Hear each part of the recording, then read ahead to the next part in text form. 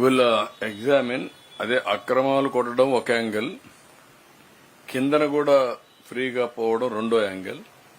ఇక్కడ కొల్లేరు వరకు ఈ నీళ్లు వెళ్ళడం, కొల్లేరులో ఎప్పుడైతే ఫుల్ గా వాటర్ వస్తుందో అక్కడి నుంచి బ్యాక్ వస్తుంది. అక్కడి నుంచి ఏదైతే అవుట్లెట్ ఉందో కిందన సముద్రంలో కూడా పోవాలి. అది కూడా చెప్పాం. అది కూడా ఇద్దరు కలెక్టర్స్ కోఆర్డినేట్ చేసుకొని చేస్తున్నారు. ఒకవేళ మీరు చెప్పింది కరెక్ట్ అయితే ఏమాత్రం వెనక్కి పోం. ఇక్కడ కూడా క్లియర్ గా చెప్తున్నా,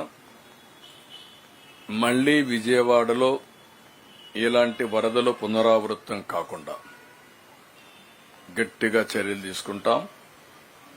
బుడమేరు ఆపరేషన్ స్టార్ట్ అవుతుంది.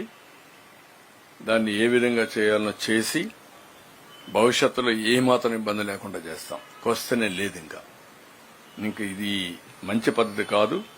2,03,000 కుటుంబాలు, ఎంటైర్ గవర్నమెంట్ ఇక్కడే కూర్చొని వాళ్ళకి జరిగిన నష్టం బాధపడుతూ ఇంత అవస్థపడాల్సిన పని లేదు. కొంతమంది స్వార్థపరుల కోసం ఇన్ని త్యాగాలు ప్రజలు ప్రభుత్వం చేయవలసిన అవసరం లేదు. ఇది taxpayers money and also వాళ్ళ లైఫ్ లాంగ్ ఎర్నింగ్స్, జీవిత కాలంలో కూడగట్టుకున్న డబ్బులన్నీ పోయే పరిస్థితి వచ్చింది. అనాథులైపోయే పరిస్థితి వచ్చింది. కొంతమంది స్వార్థపరుల కోసం, కొంతమంది ల్యాండ్ గ్రాబర్స్ కోసం, కొంతమంది పాలిటీషియన్స్ కోసం.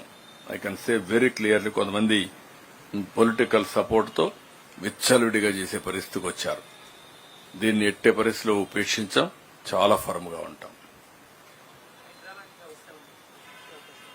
పటిష్టమైన చట్టం ఉంటుంది. చాలా క్లియర్ గా ఉంటాం. అన్నింటికంటే ప్రజల safety is very very important. ప్రజల సేఫ్టీ ముందర ఏది ముఖ్యం కాదు ఈ ప్రభుత్వానికి.